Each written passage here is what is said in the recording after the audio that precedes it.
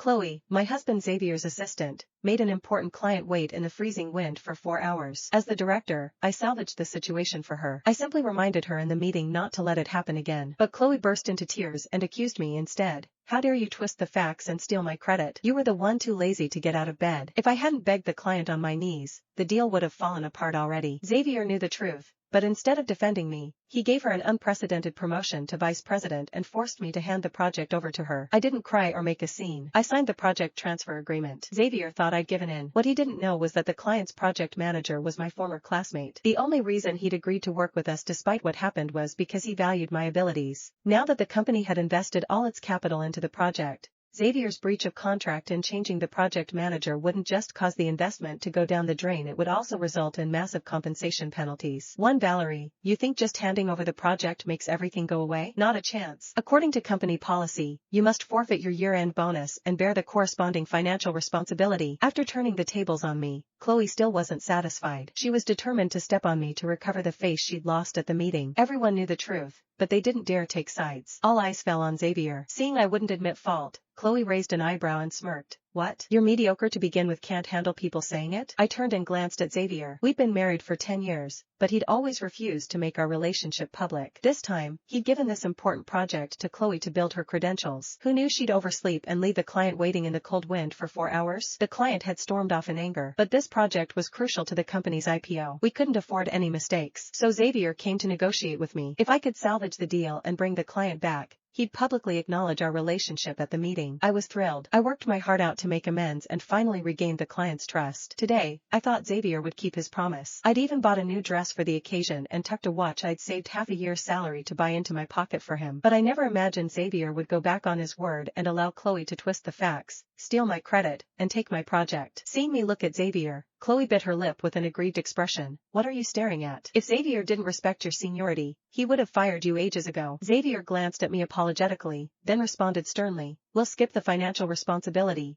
but your entire year-end bonus is forfeit. Valerie, be more careful next time. Don't make such amateur mistakes again. He seemed to be protecting me, but he was actually pinning this dirty label firmly on my head. Well, of course he was the boss. Without his tacit approval, how would Chloe, a newcomer, dare to challenge me? Listening to my colleagues' gleeful mockery around me, I didn't get angry. Instead, I smiled and took off my employee badge on the spot. No need for all that trouble. I quit right now. Xavier looked at me with displeasure. Stop being ridiculous. If you quit, what happens to all your projects? I shrugged calmly. Chloe is so talented, I'm sure she'll do better than me. At those words, everyone's expressions changed. They all knew the company had gotten where it was today entirely because of me alone. If I left, all my projects would fall apart, and they wouldn't be able to collect their commissions anymore. Colleagues who'd sided with Chloe earlier now rushed to persuade me. Valerie, Xavier was just joking. The company can't function without you. Chloe, seeing the spotlight stolen from her, snapped at me irritably. Valerie, do you have to drag everyone down and prevent them from meeting their targets? Don't be so selfish. Xavier frowned, about to stop Chloe from continuing, but suddenly Chloe clutched her chest and crouched down, her face pale.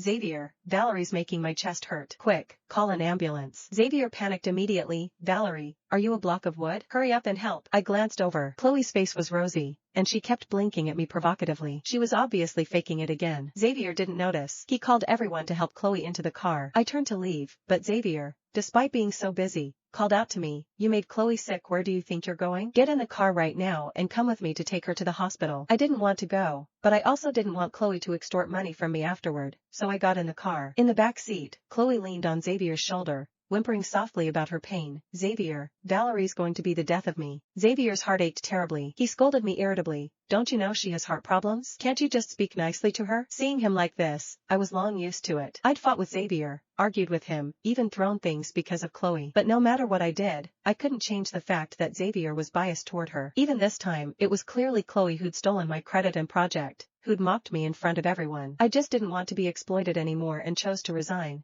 But he thought I was causing trouble. If it were my old temperament, I would have already gotten into an argument with him. But ever since Chloe appeared this past year, she'd stolen Xavier's attention, stolen my project commissions, and now even my reputation. I wondered if in a few days, she'd even come for my position as his wife. Life had become like this. I was truly exhausted. I nodded and replied perfunctorily, won't happen again, because there wouldn't be a next time for us. Xavier looked at me in surprise, satisfied with my compromise. He rarely explained. I know you're not bad-hearted. You just have a sharp tongue. Chloe has a bad heart. I'm worried about her getting upset, so I go along with her. Besides, she's your prot-G. Don't you want to see her go far? That's right. Chloe was a financially struggling student I personally sponsored. I paid for her college education and her medical bills. When she couldn't find work after graduation, I arranged for her to work as an assistant. But she wasn't satisfied being a small-time assistant for life and begged me to teach her. I squeezed out 3 hours of rest time every day to teach her hands-on. I knew she had heart problems, so I asked Xavier to take extra care of her. But I never expected Xavier to take such good care of her too good. In fact, that day, I went to discuss work with Xavier, only to find the two of them sharing a dessert in his office. Seeing that scene, I was instantly furious and rushed over to confront them. That was the first time Chloe faked being sick, and the first time in all our married years that Xavier gave me the cold shoulder in front of others. He anxiously took Chloe to the hospital and stayed by her side to care for her. Watching my own husband tenderly care for someone else made me feel awful. In 10 years of marriage, he'd never taken care of me like that. Once, when I had acute gastroenteritis and was in terrible pain, I begged him to take me to the hospital. He just tossed me a box of medicine with an icy tone. If you want to slack off, just say so. Stop faking it. I hate people who fake being sick. Later, I called a car myself and checked into the hospital. Even after learning about my condition, he was still disdainful. It's just gastroenteritis. Everyone gets it. Stop acting like you have a terminal illness, okay? I thought he just had a sharp tongue but a soft heart.